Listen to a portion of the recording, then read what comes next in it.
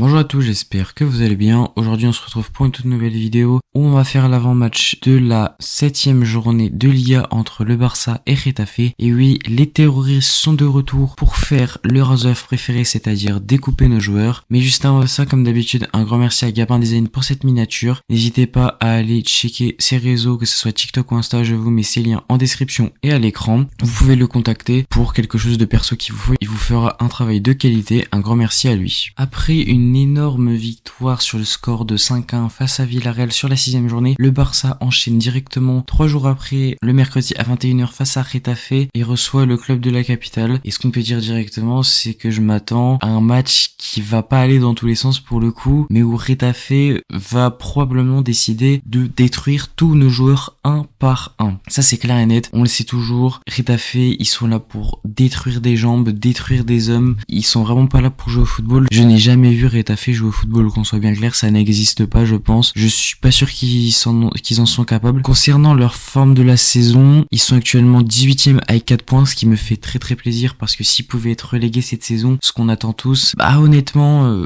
on crachera pas dessus. Depuis le début, ils ont aucune victoire. Sur leur dernière journée, ils ont fait un match nul, un partout, face à Leganés chez eux. Getafe, comme d'habitude, c'est une équipe qui est en grosse difficulté. À chaque fois qu'on les affronte, on a énormément de mal. Un peu plus chez eux, chez nous on arrive parfois à leur mettre un score. Je crois qu'une fois c'était l'année dernière ou la saison d'avant on leur avait mis 4-0 à la maison, mais souvent ça se finit par 0-0 ou 1-1 ou alors une victoire 1-0 de leur part. En fait c'est vraiment l'un des pires matchs de l'année à chaque fois qu'on doit regarder, peut-être le pire match de l'année. Je me souviens d'une fois il y a 2 ans ou 3 ans, c'était l'avant-dernier match ou le dernier match de la saison, c'était le pire match que j'ai jamais vu de ma vie. Honnêtement il y avait rien, quand je dis il y avait rien c'est que je crois qu'il y avait eu 1 ou 2 tirs cadrés. Certains ont parlé comme le pire match de tous les temps tellement c'était à chier. Donc voilà, vraiment Getafe c'est une des pires équipes. Là pour l'instant ils sont sur une mauvaise forme, donc faudra enchaîner nous et les enchaîner eux, si vous voyez ce que je veux dire.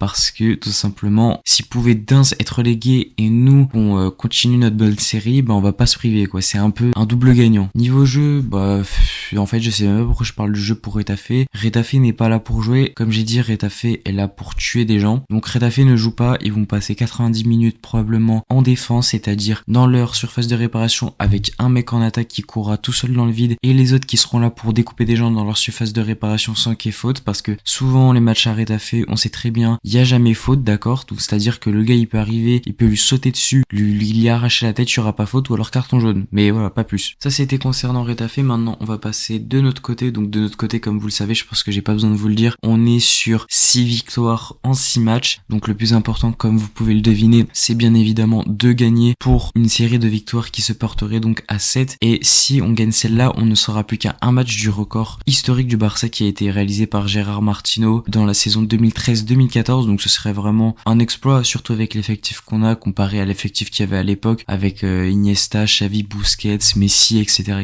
Donc vraiment ce serait incroyable, même plus qu'incroyable, mais enfin on n'est pas là, on doit d'abord battre Getafe et après il y a un deuxième match, si j'ai pas de bêtises ce sera contre Osasuna, mais je suis pas sûr, c'est peut-être le match d'après encore à voir. Le plus important pour nous ce sera bien évidemment d'arriver à percer leur défense, parce que c'est ça le plus difficile. Ils jouent toujours comme je l'ai dit à 10 dans leur surface ou à limite à 11, enfin j'abuse même pas en fait, sachez-le, je n'abuse pas sur ce sujet là. Donc voilà, ils vont vraiment ils vont jouer leur vie en défense, ils vont jouer leur vie pour nous tuer. L'important ce sera d'ouvrir le score le plus rapidement pour qu'après on soit entre guillemets tranquille. Ce sera là la chose la plus dure à faire. On peut le faire, on l'a déjà fait, on l'a vu avec Valladolid, on a fait ça au bout de 20 minutes et après on a enchaîné 1, 2, 3, 4, 5, 6, 7. Donc voilà, du moment qu'on le fait, ça sera très bien. Et la deuxième chose aussi importante pour nous, ce sera surtout de faire reposer certaines personnes. Il y en a 2 pour moi à faire reposer. Là, on en a fait reposer quelques-uns, Koubarsi, Baldé, Casado. Donc voilà, ça c'est très bien. C'était des joueurs qui avaient peu tourné, voire pas du tout tourné pour certains comme Koubarsi. Et là, pour ce match, j'aimerais qu'on fasse tourner Lamine Yamal et Koundé. Déjà, Koundé,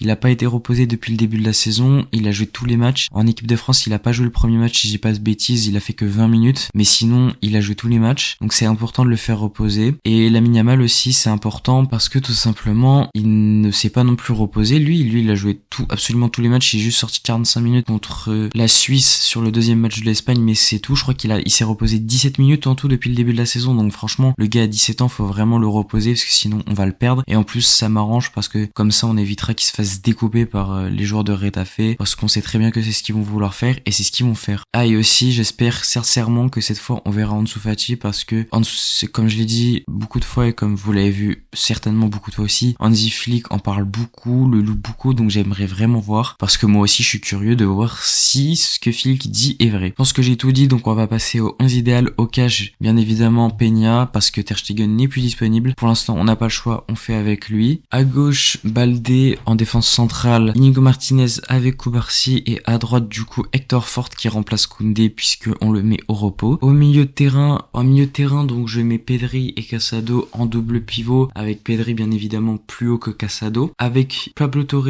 en numéro 10 qui a fait un excellent match face à Villarreal, donc moi j'ai clairement envie de le revoir et j'espère qu'on le reverra sur ce match. À gauche, je mets Ferran Torres, moi non plus j'ai pas envie de le mettre. Oui, je sais qu'il est nul, mais on n'a pas le choix si on va faire reposer Lamine Yamal. J'ai pas envie qu'il se blesse, donc on va faire un sacrifice pour un match, 60 minutes, 70 minutes, on verra si après on le fait rentrer, si vraiment c'est compliqué. Mais Ferran Torres pour l'instant on n'a pas le choix, parce que après on mettra Rafinha à droite et Lewandowski en pointe, qui fait que là on peut faire reposer Lamine Yamal, sinon avec autant de blessés on peut pas faire remplacer Lamine Yamal, parce qu'on peut pas mettre Fati sur l'aile gauche, il a vraiment pas 90 minutes dans les jambes, donc c'est vraiment pas possible de faire ça. Donc voilà, c'est le compromis que j'ai trouvé. Oui, certes, on se retrouve avec quelques joueurs peut-être en deçà, que ça soit Iñaki Peña, mais là on peut rien faire pour le coup. Hector Fort, bien sûr qu'il est en dessous, et à gauche Ferran Torres, bon, on verra bien. C'est vrai que c'est une composition qu'on pourrait dire un peu bricolée, mais moi honnêtement j'ai confiance en Flick, je pense largement qu'il peut y arriver. Concernant les pronostics, je pense que le Barça va gagner 4-0. Voilà, certains diront oui mais t'as dit que Retafe ils sont chauds et tout, qu'ils vont passer leur temps en défense. Oui, mais en fait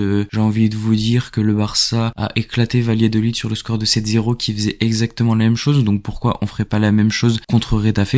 Moi je pense qu'on va largement y arriver contre Retafe. De toute façon une fois qu'on leur a mis le premier but, normalement c'est bon, donc franchement très confiant. Je pense que 4-0 ça me paraît être un bon score pour qu'on continue un peu à monter les stats quand même. Oui, ça fait toujours du bien. Voilà, c'est la fin de la vidéo, j'espère qu'elle vous aura plu. N'hésitez pas à dire ce que vous pensez de cet avant-match et donner votre pronostic pour ce match en commentaire. Comme d'habitude, n'oubliez pas de me follow sur tous mes réseaux, que ce soit TikTok ou Insta, où je republie des segments de mes vidéos, donc vous choisissez celui qui vous plaît et vous le regardez. Je suis aussi sur Twitter, donc allez me follow également là-bas. Comme d'habitude, n'oubliez pas de liker la vidéo, de la partager, de vous abonner, d'activer la cloche, et moi je vous dis tchuss.